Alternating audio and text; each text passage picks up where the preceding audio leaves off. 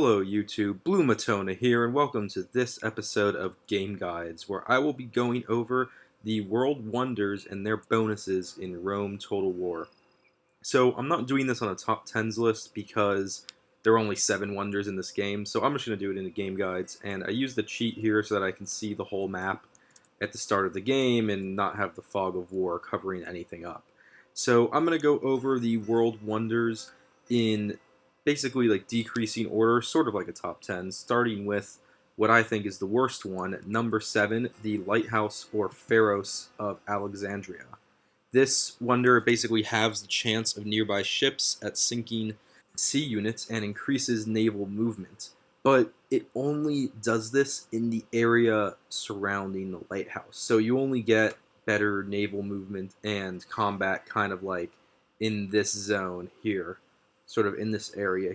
Which, it's nice. Like, it protects all these ports in here, and you can kind of use it to maybe move troops. If you get your enemy to fight here, it gives a good bonus, but easily the worst wonder in the game, and it starts off being owned by Egypt.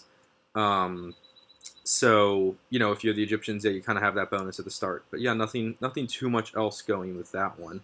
And then number 6 is right next door, also owned by Egypt at the start of the game, and that's the Great Pyramids and Sphinx of Giza.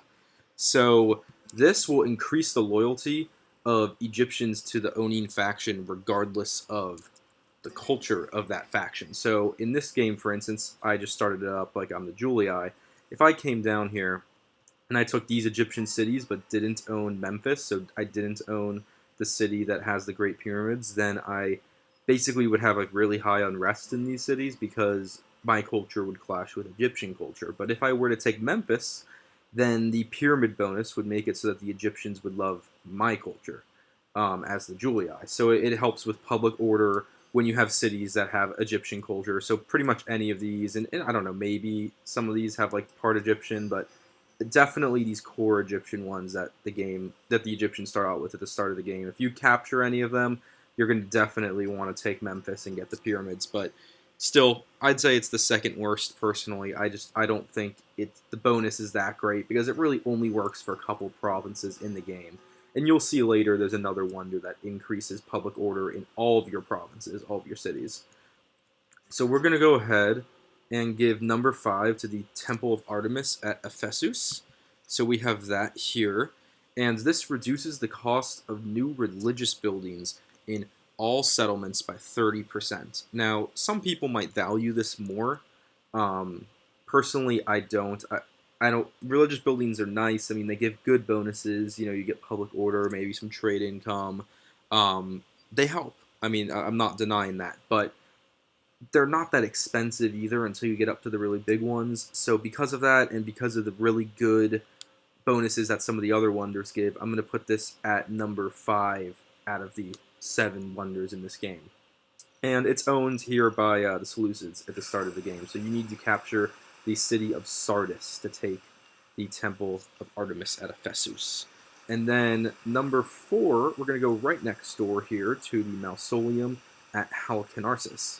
This basically reduces the construction time of buildings by 20%. So, and it only works, once you have a building that takes 5 or more turns to complete. So if you have a building that takes 5 turns to complete, now it will only take 4, and so on. So it's pretty nice. It just cuts down the time on those kind of buildings that take really long to build. And it's owned by rebels at the start of the game. So, you can take it without having to go to war with anyone. So it might be worth, running a small army over here just to kind of get it. I mean, you don't need it at the beginning of the game, but maybe later on, if it's still owned by rebels and you don't need to go to war with anyone to take it, it's worth grabbing so that you can build those more advanced buildings quicker, essentially. And then we're going to move out of this little hotspot of wonders here, all the way over to the east for number 3, which I'm going to give to the Hanging Gardens of Babylon, right here. And the Hanging Gardens of Babylon give a 20% bonus to all farming income in all settlements. So, I mean, that's really, really helpful. And you need to take Seleucia, the capital of the Seleucid Empire, to get the bonuses of the Hanging Gardens. So, it's really out of the way. I mean, this is on the edge of the map. You need to cross all this expanse of desert to get there if you're playing as any country kind of in the west, on the left side of the map. If you're playing, as Parthia or something, then or what are these guys up here, Armenia? Then yeah, you can make a move at it probably earlier in the game, but otherwise, this is a late game pickup to give you a boost in production. But it's worth it if you're really strapped for money and you have huge armies late in the game. This will let you be able to upkeep a lot more. So I think it's a pretty good one. And then I'm gonna go ahead and give number 2 to the Colossus of Rhodes, which is right here in owned by Greece on the little island of Rhodes. And the Colossus of Rhodes gives an increase to naval trade by 40%. I mean, that's huge. That's a huge bonus in income and naval trade, especially if you're any power that borders the sea here, the Mediterranean. You're not like playing at any of those inland desert powers on the right side, the east side. I mean, that's going to be a huge bonus. So I think that's incredibly worth it. I mean, some people, when I was doing research on this, said that they think this is the best wonder in the game. Personally, I think it's the second best, but that's just my opinion. Definitely worth going to war with Greece to get it, though. I mean, it's a huge gold bonus that you get when you take it, and that bonus carries out for the rest of the game. And then we're going to give number 1 right here to the Statue of Zeus at Olympia. The Statue of Zeus at Olympia gives you a +4 bonus to population loyalty in every single settlement. So I mean, that's incredibly beneficial, no matter where you are.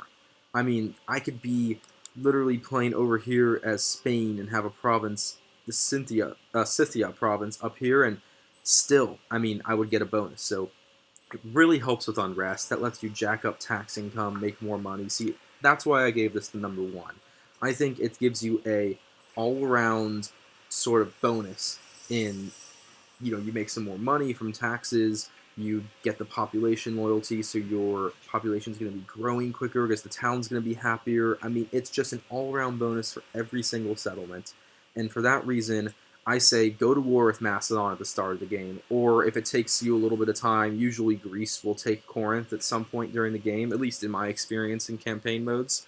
So then you will go to war with Greece to get it as well. But definitely worth it. I mean, taking Corinth, it's a huge bonus. And yeah, just before we wrap up, just to show these 4 provinces here, Corinth, Sardis, Halicarnassus, and Rhodes, each have a world wonder, and they're all pretty good bonuses. So if you could make a push to this region of the world, I mean, these 3 here especially are like the major hotspot for wonders, and then of course Corinth is just kind of across the sea here. And then also down here, these 2. I mean, if you're just looking to make like pinpointed attacks, like if you don't want to go to war and take all of Egypt, but you just want to take a couple cities just to get a foothold, take the ones with wonders. If you're trying to expand in the east here, don't go for Nicomedia. Don't try to jump all the way over here. Just take a couple here just to get a foothold on this side of the sea, and you get some bonuses with that. You get the wonders. So I think it's very worth it. Wonders, I mean, they really could give you huge bonuses in this game. So definitely, take a look into getting those. And as always, I hope to see you all next time.